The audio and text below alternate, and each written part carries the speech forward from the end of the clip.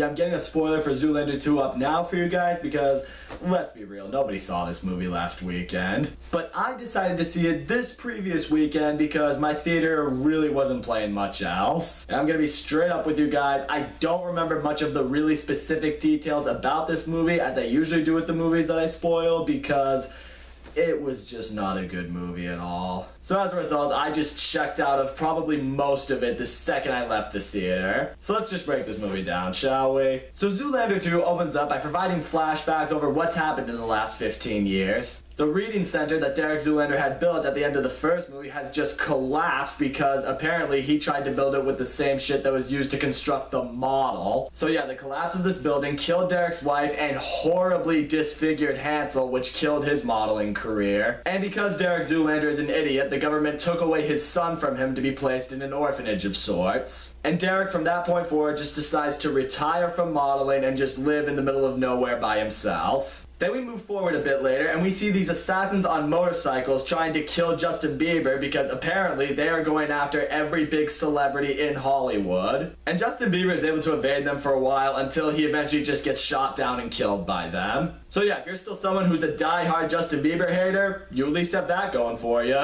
So in the meantime, Derek and Hansel have basically just exiled themselves from the world. Derek really doesn't know who he is anymore, and the fact that his wife died and his son is no longer with him. And on the other side, Hansel has been hiding in, I want to say, Egypt? And he is apparently about to have a baby with each and every member in his orgy. And it's an orgy that consists of chicks, dudes, and this one half-elf, half-horse little girl creature thing. Yep, apparently they're all preggers now. That's not weird. And you can tell the movie is trying to use that to be funny, but it really isn't funny at all. I mean, it's something that just leaves you sitting there like, really, that's the best you got right there? And eventually, Derek and Hansel are invited to this fashion event thing that's hosted by Kristen Wiig, who plays a fashion designer with the most horrendous and exaggerated, I want to say, Russian accent I've ever heard. So then we get to the fashion show itself, and this one segment in the movie by itself not only bombards us with shitty jokes, but completely overkills those jokes again and again and again. I mean, this segment just completely over-relies on how Derek has lost his blue steel look from the first movie and how Hansel has a very barely noticeable scar in his face, which is the reason his model career is dead now. And also just overkilling us with all these celebrity cameos, how they're playing on how Derek and Hansel are really old now for modeling.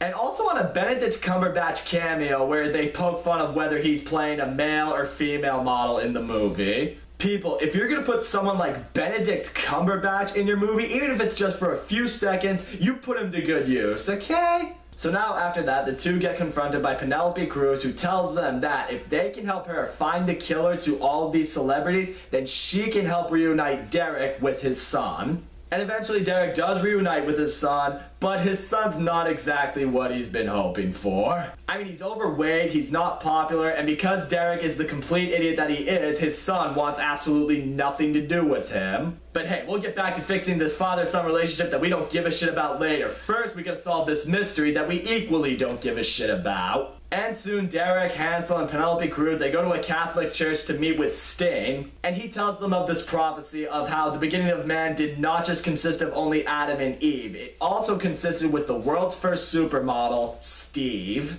And all these celebrities are sacrificing themselves to protect his great descendant because someone out there is trying to find this great descendant, which will give them access to the bloodline that will lead to the fountain of youth. And not only do we discover that Derek's son is the descendant of Steve, but also that Will Ferrell is the one who's plotting to get him and now has the chance to because Derek very stupidly allowed him to escape from prison. But don't worry, Penelope Cruz is able to free Zoolander, and because she's a former swimsuit model, that means the two of them are able to swim all the way back to Rome. Yeah, did that sound as stupid as it did?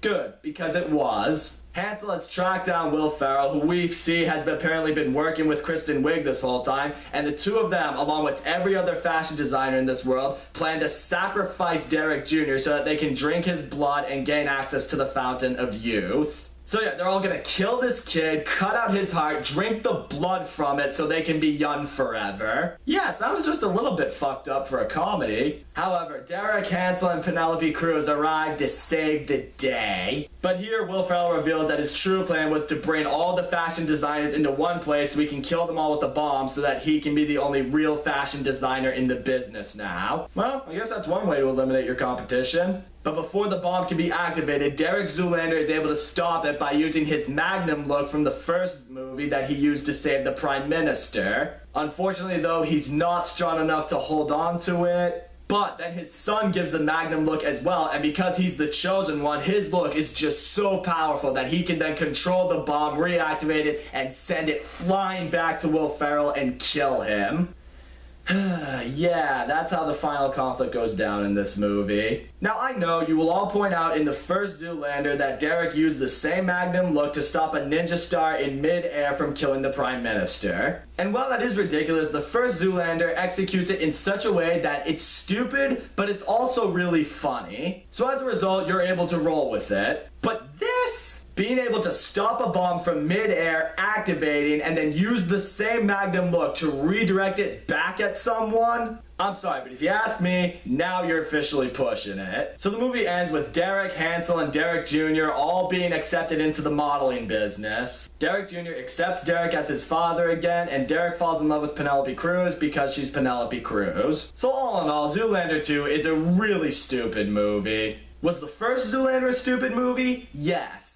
But a lot of people will look at the first Zoolander like the first Dumb and Dumber. Both are very stupid and ridiculous movies, but they execute that kind of humor so well that it makes the movies really, really funny, and as a result, has you see them as really smart comedies because they're able to execute it in such a way. Zoolander 2, on the other hand, just does none of that whatsoever. It does have some chuckle-worthy moments, but definitely not enough that's worth the price of admission. Everyone in this movie is either a complete idiot or a total cartoon. I mean, Derek Zoolander is even more of an idiot, Hansel is an idiot, Kristen Wiig and Will Ferrell are both idiots and cartoons, and Penelope Cruz is a complete cartoon over what the hot spy chick is supposed to be in these movies. The story is completely absurd, the writing sucks, a good 95% of the jokes just do not hit at all. The humor is too stupid to the point where it is not funny and it just leaves you sitting there awkwardly because you know the movie was actually expecting you to laugh.